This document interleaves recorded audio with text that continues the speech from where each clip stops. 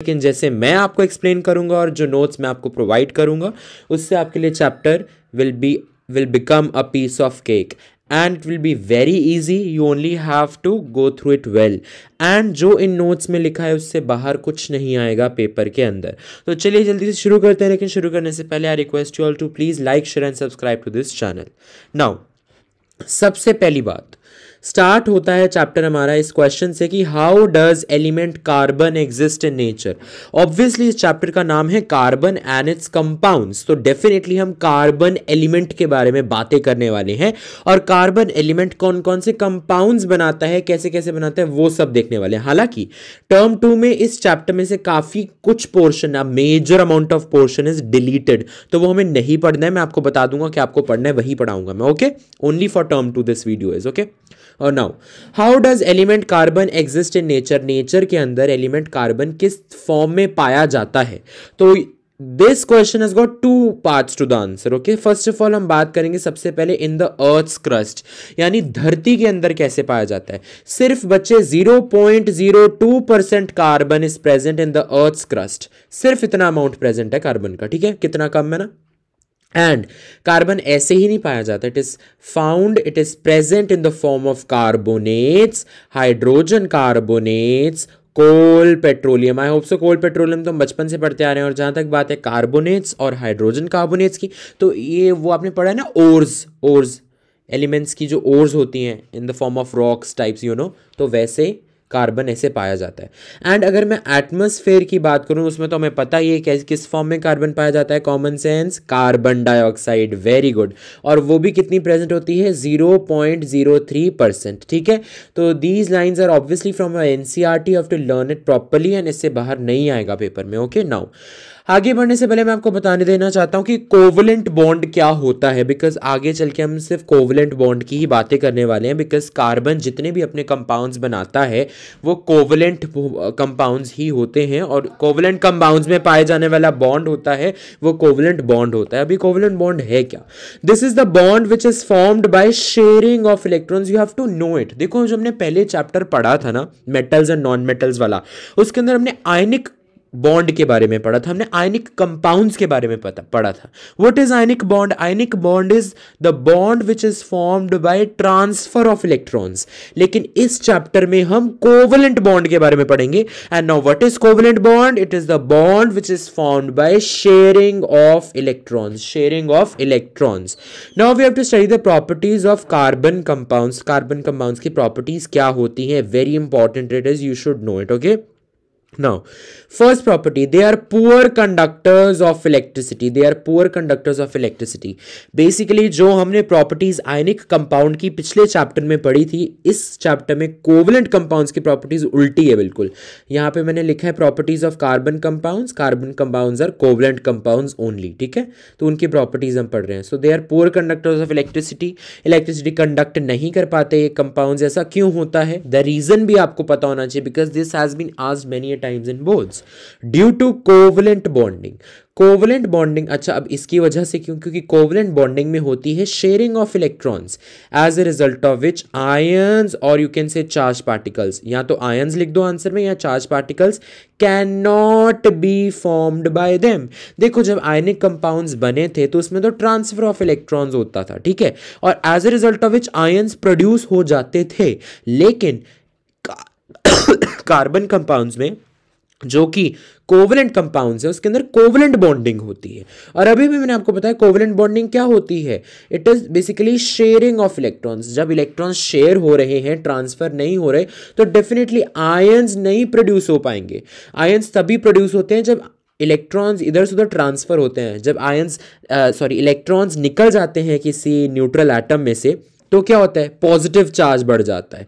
जब किसी neutral atom में आयंस गेन हो जाते हैं या यूं कह दो उसके अंदर और डाले जाते हैं बाहर से, तो उस पर नेगेटिव चार्ज बढ़ जाता है, as a result of which charge particles आ जाते हैं. लेकिन क्योंकि कोवलेंट कंपाउंड्स या कहो कार्बन कंपाउंड्स के अंदर कोवलेंट बॉन्डिंग होती है, जिसके अंदर क्या होता है, शेयरिंग होती है इलेक्ट्रॉन्स की, ट्रांसफर नहीं होता है, इसलिए आयंस या कहो चार्ज पार्टिकल्स प्रोड्यूस नहीं होते हैं. एंड जब चार्ज पार्टिकल्स या कहो आयंस प्रोड्यूस नहीं होंगे तो इलेक्ट्रिसिटी भला कैसे कंडक्ट होगी. इलेक्ट्रिसिटी तो तभी प्रोड्यूस होती है ना जब आयंस होते हैं, आयन मूव करते हैं, तभी तो इलेक्ट्रिसिटी इलेक्ट्रिसिटी बनती है। अब आयंस ही नहीं होंगे तो इलेक्ट्रिसिटी का तो नाम बहुत दूर है, ठीक है। Second property, they have low melting and boiling point. Basically, these carbon compounds या कहो covalent compounds generally have everything poor and low. Okay, तो इनका melting point, boiling point भी low है. But you should know the reason as well. Okay. Intermolecular forces of attraction are weak. Now what is intermolecular forces of attraction? यानी दो molecules के बीच में जो force होता है जो उन्हें आपस में जोड़े रखता है वो कार्बन कंपाउंड्स या कहो कोवलेंट कंपाउंड्स के केसेस में काफ़ी वीक होता है, इसीलिए मेल्टिंग बॉइलिंग पॉइंट भी कम होता है। अब देखो ना, अगर ये फोर्सेस वीक होंगे तो जैसे ही थोड़ी सी भी हीट प्रोवाइड करेंगे ये फोर्सेस टूट जाएंगे, और जब ये फोर्सेस टूट जाएंगे तो डेफिनेटली वो जो कार्बन कंपाउंड है वो इजीली मेल्ट हो जाएगा या कहो बॉयल भी हो जाएगा, ठीक है। तो यही बात है, इसीलिए reason you should know very well. Okay, I hope so it is clear. अब हम बढ़ते हैं जी, जिसके नाम पर ये चैप्टर है, कार्बन के बारे में हमें कुछ चीज़ें क्लियर होनी चाहिए, ठीक है। एटॉमिक नंबर क्या है कार्बन का? 6 होता है। इलेक्ट्रॉनिक कॉन्फ़िगरेशन, अभी वैसे मैंने आपको क्या कहते हैं पीरियोडिक क्लासिफिकेशन ऑफ एलिमेंट्स का मॉडर्न पीरियोडिक टेबल का लेक्चर रहता है मेरा, उसमें मैं आपको लिखनी भी सिखाऊंगा इलेक्ट्रॉनिक कॉन्फ़िगरेशन, लेकिन आप अभी ऐसे ध्यान रख सकते हो 2,4 ऐसे हम लिखते हैं प्रॉपर वे, अभी मैं एक सेपरेट वीडियो में आपको समझाऊंगा। Okay, now next important thing is that number of valence electrons. Now what are valence electrons? Valence electrons are the electrons which is present in the outer most shell of an element.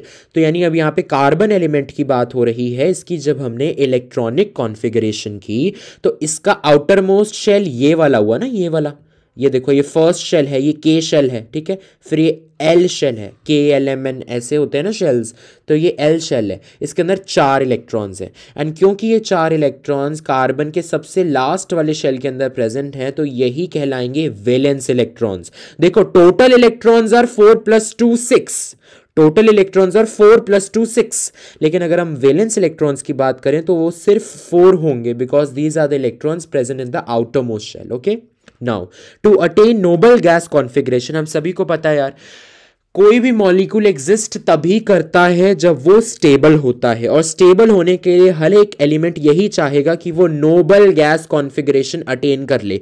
आपने 9th class में भी पढ़ा है what is Nobel gas configuration, basically octet rule. जब हम octet rule की बात करते हैं ना, ऑक्टेट उसका कंप्लीट हो जाए, यानी 8 इलेक्ट्रॉन्स पूरे हों उसके लास्ट शेल में।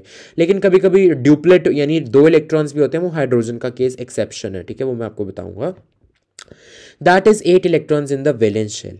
एंड नाउ अब कार्बन के पास कितने वैलेंस इलेक्ट्रॉन्स है? 4, यानी उसके आउटर मोस्ट शेल में 4 इलेक्ट्रॉन्स है, लेकिन उसे चाहिए कि उसके आउटर मोस्ट शेल में 8 इलेक्ट्रॉन्स हो जाए ताकि वो स्टेबल हो जाए, ताकि वो नोबल गैस कॉन्फ़िगरेशन अटेन कर ले। You know noble gases are very stable and that is why हर मॉलिक्यूल यही चाहता है कि वो नोबल गैस की तरह बन जाए, कि उसके लास्ट वाले जो आउटर मोस्ट शेल है उसके अंदर ऑक्टेट पूरा हो जाए, यानी 8 इलेक्ट्रॉन्स पूरे हो जाएं। अब कार्बन के आउटर मोस्ट शेल में तो 4 इलेक्ट्रॉन्स है, इसका मतलब या तो वो 4 इलेक्ट्रॉन्स गेन कर ले ताकि 8 पूरे हो जाएं, या तो फिर वो ये 4 लूज कर दे कि भी झंझट ही ना हो ऑक्टेट का। बात समझ में आई? यही लिखा है यहाँ पे, carbon needs to either gain 4 electrons और लूज 4 इलेक्ट्रॉन्स। या तो 4 गेन करके 4 + 4 कितने हो गए लास्ट शेल में? 8 इलेक्ट्रॉन्स हो गए, या तो ये लास्ट शेल के 4 है ये लूज ही कर दे, कोई झंझट ही नहीं यू नो ऑक्टेट का। और हाँ, अगर बचेगा एक ही शेल, उसमें ड्यूप्लेट आ रहा है, ये देखो मैंने अभी बताया था ना ड्यूप्लेट। What is duplet? या तो 2 इलेक्ट्रॉन्स हो या 8 हो, बेसिकली बात ये होती है स्टेबल होने के लिए। लेकिन अब उसके लिए उसे या तो गेन करने पड़ेंगे 4 इलेक्ट्रॉन्स या तो 4 खोने पड़ेंगे, लेकिन ये दोनों काम कार्बन नहीं कर पाता। क्यों नहीं कर पाता? CBSE का ये फेवरेट क्वेश्चन है, यू शुड नो इट। देखिए सबसे पहले मैं बताता हूं कि why it can not gain 4 electrons to form C4- anion. सबसे पहले अगर कार्बन 4 इलेक्ट्रॉन्स गेन करता तो उस पर कौन सा चार्ज आता? उस पर नेगेटिव चार्ज आता। और कितना नेगेटिव चार्ज आता? क्योंकि उसने 4 इलेक्ट्रॉन्स गेन किए हैं तो उसके ऊपर 4 नेगेटिव चार्ज आता, तभी यहाँ पर लिखा है C और ऊपर लिखा है 4-, यानी 4 इलेक्ट्रॉन्स उसने गेन किए हैं और नेगेटिव चार्ज C4-। और ऐसे नेगेटिव आयंस को हम क्या कहते हैं? अनायन। तो अगर इस फॉर्म में आपसे क्वेश्चन पूछा जाए तो प्लीज कर लेना, why carbon can not gain 4 electrons and why it can not form C4- anions, both are same questions. Reason सुनो, it would be very difficult for the nucleus of the carbon with 6 protons to hold on to 10 protons. देखो 6 protons क्यों बोले? Atomic number अभी भी मैंने आपको बताया ना, कार्बन का कितना एटॉमिक नंबर है, 6 है। And what is atomic number, it is the number of protons present in the nucleus of an atom. इसका मतलब कार्बन के न्यूक्लियस के अंदर 6 प्रोटॉन्स प्रेजेंट है, क्योंकि कार्बन का एटॉमिक नंबर 6 है। That is the meaning of atomic number, right, कि कितने नंबर ऑफ प्रोटॉन्स है न्यूक्लियस के अंदर, 6 है कार्बन में, ठीक है। तो 6 कार्बन का जो न्यूक्लियस है वो पहले 6 इलेक्ट्रॉन्स ही मतलब होल्ड कर रहा था। यू नो कि एक इलेक्ट्रिकली न्यूट्रल एटम के अंदर जितने प्रोटॉन्स होते हैं उतने ही इलेक्ट्रॉन्स भी होते हैं। तो अगर कार्बन का एटॉमिक नंबर 6 है, इसका मतलब कार्बन जो कि न्यूट्रल एटम की अगर मैं बात करूं कि उस पर कोई चार्ज नहीं है, अभी न्यूट्रल है, उसके न्यूक्लियस के अंदर 6 प्रोटॉन्स है और 6 इलेक्ट्रॉन्स बाहर शेल्स के अंदर ऐसे डिवाइडेड हैं, यानी 6 protons are holding on to 6 electrons. तो चल रहा था कार्बन के लिए, लेकिन अगर वो 4 इलेक्ट्रॉन्स और गेन कर लेगा, यानी प्रोटॉन्स तो अभी उतने ही हैं जितने पहले थे, 6 प्रोटॉन्स ही है, लेकिन अब इलेक्ट्रॉन्स कितने हो गए, इलेक्ट्रॉन्स हो गए 6 + 4 दैट इज 10 इलेक्ट्रॉन्स टोटल में हो गए। तो it will be very difficult for the nucleus having 6 protons to hold on to 10 electrons. देखो 6 प्रोटॉन्स पहले 6 इलेक्ट्रॉन्स को होल्ड कर रहे थे, चल रहा था, जम रहा था, मजे आ रहे थे कार्बन को, लेकिन अब 6 प्रोटॉन्स 10 इलेक्ट्रॉन को, यानी 4 एक्स्ट्रा आ गए भाई साहब, इस पे तो कितना बोझ आ गया ना। सो it is difficult for the nucleus. Okay, अब हम बात करते हैं, अच्छा गेन तो कर नहीं सकता, फिर लूज भी नहीं कर सकता कार्बन, ऐसा भी है system, it can not lose 4 electrons. अब लूज करेगा अगर 4 इलेक्ट्रॉन्स तो 4 नेगेटिव चार्ज कम हो जाएगा, या हम ये भी कह सकते हैं कि 4 पॉजिटिव चार्ज अपने आप बढ़ जाएंगे। ऑब्वियसली यार, कॉमन सेंस सेज दैट कि अगर इलेक्ट्रॉन्स आर नेगेटिवली चार्ज्ड, एक नेगेटिवली चार्ज पार्टिकल्स, वो भी 4 नेगेटिवली चार्ज पार्टिकल्स बाहर निकल रहे हैं, इसका मतलब ऑटोमेटिकली 4 पॉजिटिव चार्ज बढ़ गया ना। It is another form to say, that is why जब भी 4 इलेक्ट्रॉन्स बाहर अगर निकालते हैं हम किसी स्पीशी में, तो हम उसे कैसे लिखते हैं, C4+। C4+ की भी 4 इलेक्ट्रॉन्स बाहर निकल गए और चार्ज कौन सा आ गया, प्लस का। यहाँ पे क्या था, 4 इलेक्ट्रॉन्स ऐड हो गए और साइन कौन सा आ गया, माइनस का। यहाँ पे इसका मतलब क्या है, 4 इलेक्ट्रॉन्स बाहर निकल गए और साइन कौन सा आ गया, पॉजिटिव। और ऐसे पॉजिटिवली चार्ज्ड आयंस को हम कहते हैं कैटायन। तो अगर आपसे क्वेश्चन पूछा जाए why carbon can't lose 4 electrons, यहाँ पूछा जाए why carbon can not form C4+ cations, तो दोनों का आंसर सेम लिखोगे आप, ठीक है। कैसे लिखोगे, because a large amount of energy is required in removing 4 electrons, यानी ये जो 4 इलेक्ट्रॉन्स कार्बन लूज करना चाहता है, इसको भी निकालने के लिए large amount of energy is required, leaving behind carbon cation with only 6 electrons holding on only, I am sorry, यहाँ पे थोड़ी प्रिंटिंग मिस्टेक है, जब PDF file upload I will correct it, यहाँ पे प्रोटॉन्स होना चाहिए। Leaving behind carbon cation with 6 protons holding only 2 electrons. Obviously अगर ये 4, यहाँ पे देखो इलेक्ट्रॉनिक कॉन्फ़िगरेशन, ये 4 हट जाएंगे तो सिर्फ 2 इलेक्ट्रॉन्स ही बचेंगे ना, लेकिन प्रोटॉन्स तो उतने ही रहेंगे न्यूक्लियस के अंदर 6। सो यू नो इतना स्टेबल नहीं होगा ये, और साथ के साथ मेन रीजन तो ये है, large amount of energy is required in removing those 4 electrons from the outer most shell.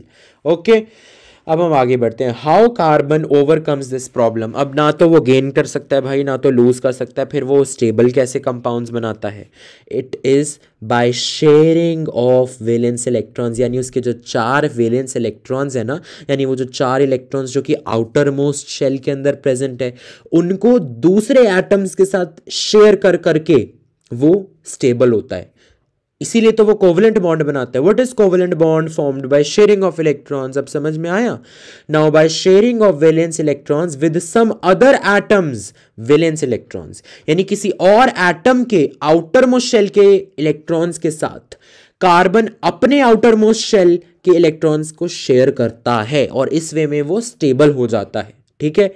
In this way both the atoms, यानी जो कार्बन और कार्बन के साथ जो दूसरा एटम है जिसके साथ वो शेयर कर रहे हैं, दोनों atoms they attain noble gas configuration and they become stable. बात समझ में आई। अब वेरी इंपॉर्टेंट नाउ, इससे क्वेश्चन आते ही आते हैं बोर्ड्स में, covalent bonding in. Question generally ऐसा आता है, explain the covalent bonding in यहाँ पे देखो सारे एग्जाम्पल्स कवर्ड हैं, hydrogen, chlorine, oxygen, nitrogen and methane, जो जो आपकी एनसीईआरटी के अंदर गिवन थे मैंने सब इंक्लूड किए।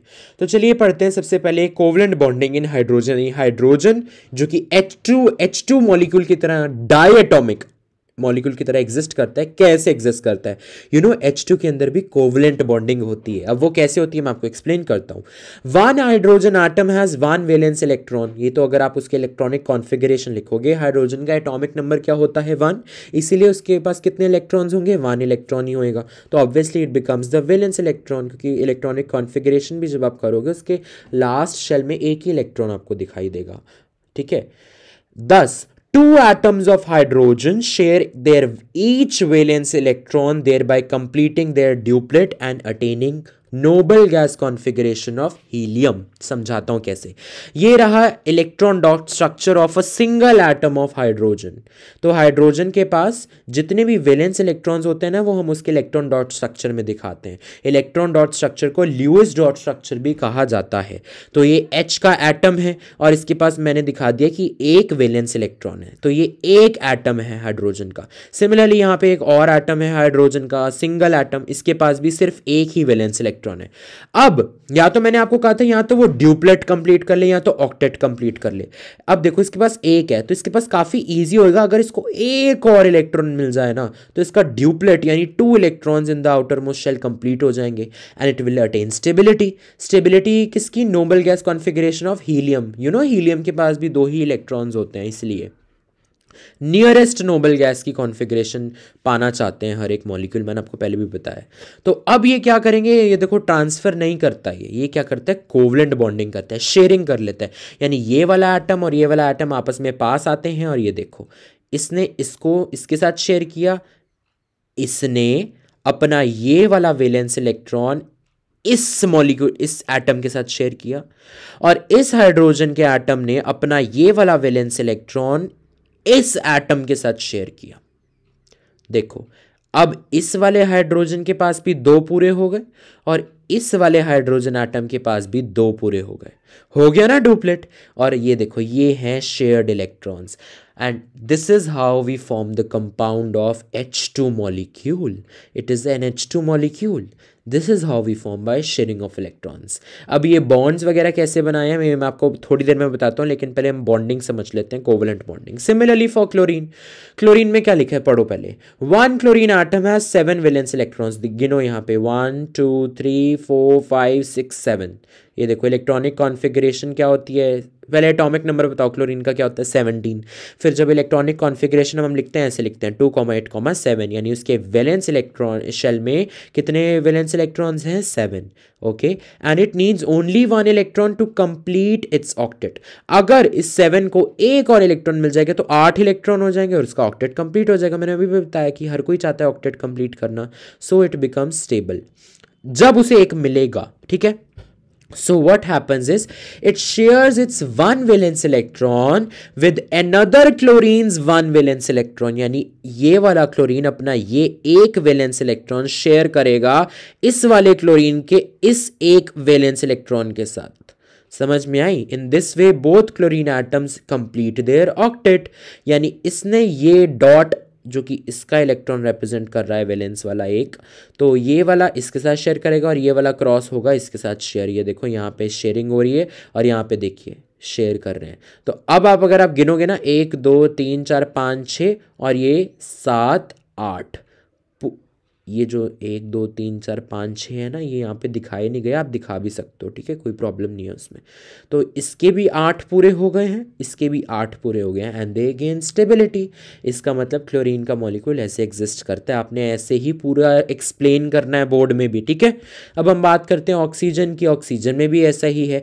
एक ऑक्सीजन का जो एटम है उसके अंदर 6 वैलेंस इलेक्ट्रॉन्स है। देखो 1 2 3 4 5 6, और उसे कितना चाहिए ऑक्टेट पूरा करने के लिए? 2 इलेक्ट्रॉन गेन करना चाहता है वो, लेकिन गेन तो होएगा नहीं। Oxygen also does covalent bonding, इसलिए शेयरिंग ही होगी।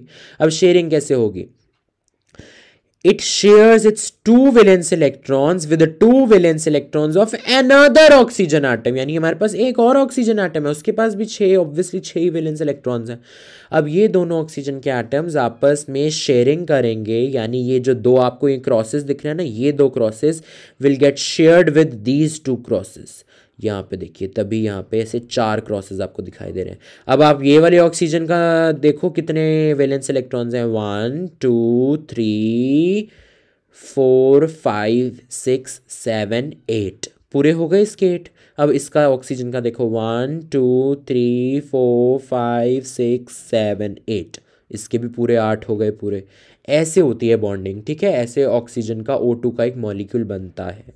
अब हम बात करते हैं नाइट्रोजन की। नाइट्रोजन में भी ऐसा होता है। नाइट्रोजन के पास कितने वैलेंस इलेक्ट्रॉन होते हैं, 5। उसको चाहिए कि कई तरह से उसको 3 शेयर करने पड़ेंगे किसी और के साथ, ताकि 5 + 3 कितने हो गए, 8 हो गए ना पूरे, इसलिए वो 3 शेयर करता है। बात समझ में आई? With another nitrogen atom of having 3 valence electrons. ये देखिए, अभी ये इसके पास 5 है, इसके पास भी 5 है, तो ये अपने ये वाले 3 शेयर करेगा इसके 5 के साथ, और ये वाला नाइट्रोजन का एटम अपने ये 3 क्रॉस यानी इलेक्ट्रॉन्स शेयर करेगा इस नाइट्रोजन के 5 इलेक्ट्रॉन्स के साथ। ये देखिए, यहाँ पे आप ऐसे करके इलेक्ट्रॉन डॉट स्ट्रक्चर बनाते हो नाइट्रोजन मॉलिक्यूल का। आपके इसके पास कितने इलेक्ट्रॉन्स हैं, गिनो, 1 2 3 4 5 6 7 8, यानी इस वाले नाइट्रोजन एटम का भी ऑक्टेट पूरा कंप्लीट है। अब इस वाले नाइट्रोजन पे आ जाओ, कितना है, 1 2 3 4 5 6 7 8, यानी इस वाले नाइट्रोजन एटम का भी ऑक्टेट पूरा कंप्लीट है, यानी ये स्टेबल मॉलिक्यूल है। It is formed by sharing of electrons. बात समझ में आई? चलिए आगे बढ़ते हैं, मीथेन पे आ जाओ। Now we all know carbon has 4 valence electrons, right. Carbon के लास्ट शेल में, अभी भी मैंने आपको इलेक्ट्रॉनिक कॉन्फ़िगरेशन देखकर भी बताया था कि इसके लास्ट शेल में कितने इलेक्ट्रॉन्स होते हैं, 4 इलेक्ट्रॉन्स होते हैं। कितने होते हैं, 4 इलेक्ट्रॉन्स होते हैं। अच्छा जी, अब it shares these 4 electrons with 4 individual atoms of hydrogen, ठीक है। यानी कार्बन का जो एक वैलेंस इलेक्ट्रॉन, ये एक हाइड्रोजन के वैलेंस इलेक्ट्रॉन के साथ शेयर होएगा। ऐसी सिमिलरली 4 हाइड्रोजन एटम्स हमें चाहिए। देखो, 4 हाइड्रोजन एटम्स हमें चाहिए।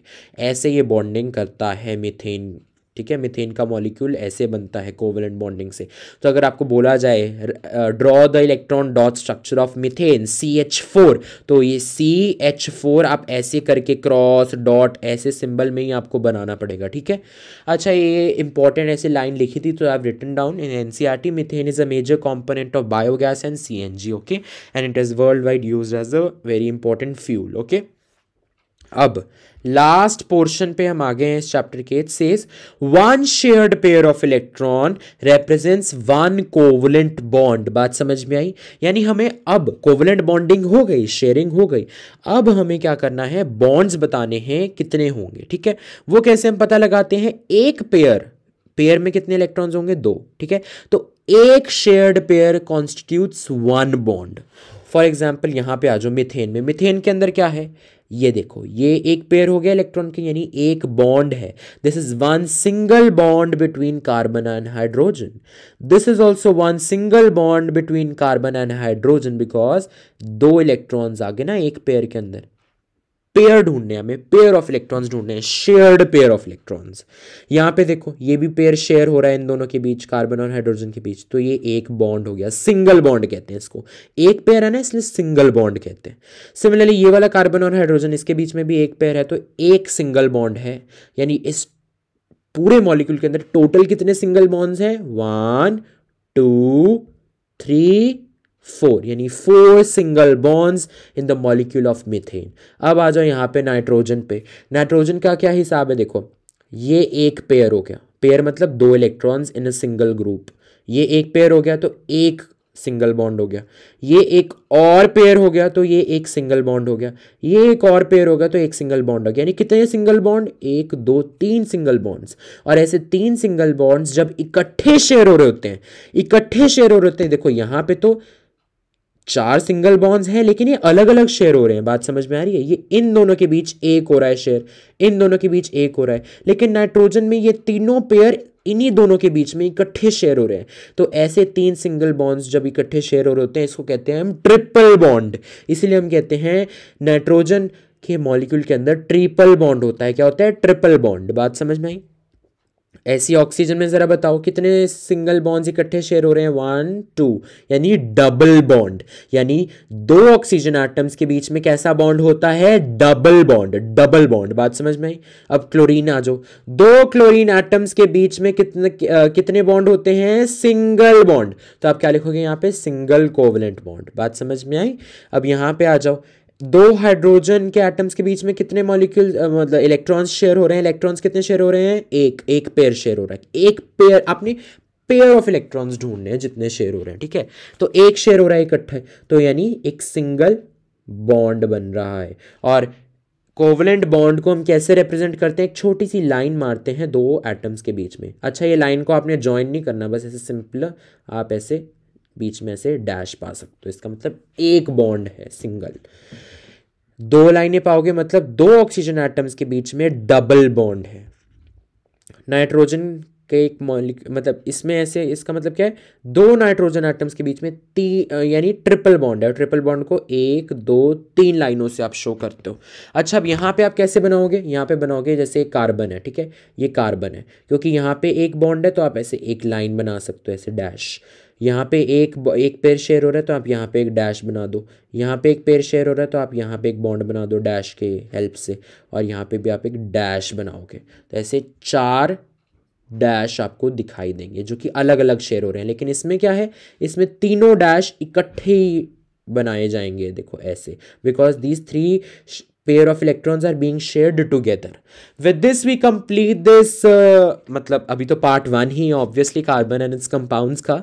कैसा लगा, कोई भी डाउट है आप पूछ सकते हो कमेंट सेक्शन के अंदर। और अब हम आगे बढ़ेंगे versatile nature of carbon compounds के बारे में। If you want I can also explain about diamond allotropes of carbon, जो कि बकमिंस्टर फ्यूलरीन है एंड डायमंड वगैरह ग्रेफाइट है, वो उसके बारे में भी आई एक्सप्लेन यू। लेकिन first of all I have to check कि वो प्रीवियस ईयर्स में पूछा गया है या सिलेबस में है भी या नहीं। I don't think so it is, okay, so we will talk about it letter.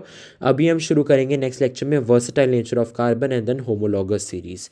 Till then take care you students, I know you all are going to rock in the term 2 as well.